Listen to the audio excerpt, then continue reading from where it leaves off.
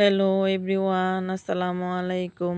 আমি রিমা নোয়াখালী থেকে বলতেছি। কাছে দূরে যে যেখান থেকে আমার ভিডিওটি দেখতেছেন, আশা করি আল্লাহর রহমতে আপনারা সবাই ভালো আছেন। আমিও আলহামদুলিল্লাহ আপনাদের দোয়ায় ভালো আছি। গত কয়দিন যাবৎ খরা থাকার পর কালকে রাত্রে এত পরিমাণে বৃষ্টি হয়েছে যা বলার মতো না। এত পরিমাণে বৃষ্টি সাথে যে বজ্রপাত হয়েছে, বাচ্চারা সহ আমরা বড়রা সবাই রাত্রে উঠে বসেছিলাম। মনে হচ্ছিল এই তো আকাশ বুঝি ভেঙে ঘরে পড়লো, গায়ে পড়লো, এইরকম অবস্থা আর কি। সেজন্য আজকে সকালে ঘুম থেকে উঠতে একটু লেট হয়ে গেছে আর কি। তারপরে আমার আম্মা হাঁস মুরগিগুলো ছেড়ে দিতেছে আর আমার বাচ্চারা দাঁড়িয়ে দাঁড়িয়ে দেখতেছে। আমার ছেলেটা হাঁস মুরগি দেখতে খুবই পছন্দ করে, এখানে দেখতে পাইতেছে। আমি তো হাঁস মুরগি পালি না, সেজন্য সে ওখানে দেখে না, এখানে দেখে খুবই খুশি হইতেছে। সকালে নাস্তা পানি করে নিয়েছি। আজকে সকালে নাস্তা হয়েছে চা আর একটু মসুর ডাল ভুনা করছিলাম, সাথে রুটি ছিল আর কি। রুটি দিয়ে চা দিয়ে মসুর ডাল ভুনা দিয়ে খাইছি আজকে সকালে।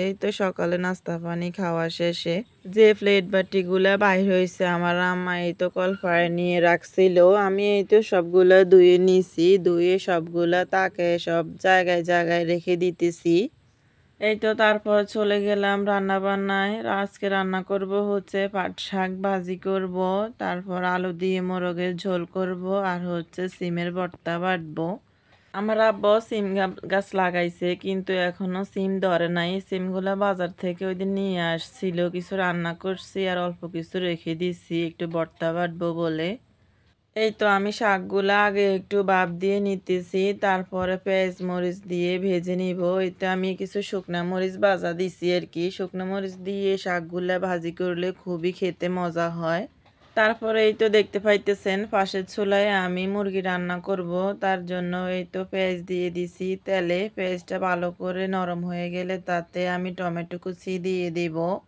টমেটোটাও একটু নরম হয়ে আসলে তাতে আমি বাটা মশলা আর যা যা গুঁড়ো মশলা লাগে সবগুলো দিয়ে একটু পানি দিয়ে কিছুক্ষণ ভালোভাবে কষিয়ে নেব আর কি। মশলাগুলো কষিয়ে আসলে তাতে আমি মুরগি দিয়ে দিব আর কি। পাশের চুলায় আমি মাছ ভেজে নিতেছি আর মরিচ টেলে নিতেছি আর কি, ভর্তা বাটার জন্য আর কি। মরিচগুলো টালা হয়ে গেলে এতে আমি পানি দিয়ে সিমটাও সিদ্ধ করে নেব। তারপরে দেখতে পাইতেছেন মুরগিটাও ভালোভাবে কষিয়ে আসার পর এতে আমি কিছু আলু দিয়ে দেব। আলু ছাড়া আমার বাচ্চারা আসলে খেতে পারে না, সব তরকারিতে আমি আলু দিই। তারপরে আমি ভর্তাটা বেটে নিব। আমি ভর্তাটা বাটতেছি পাঠায় বসে।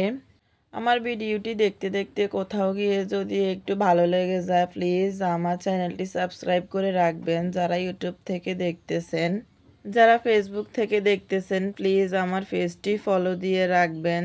একটা লাইক করতে কিন্তু ভুলবেন না, আর কমেন্টের মাধ্যমে ভালো মন্দ জানাতে পারেন। আজ আমার ভিডিও এই পর্যন্ত। সবাই ভালো থাকবেন, সুস্থ থাকবেন। আল্লাহ হাফেজ, আসসালামু আলাইকুম।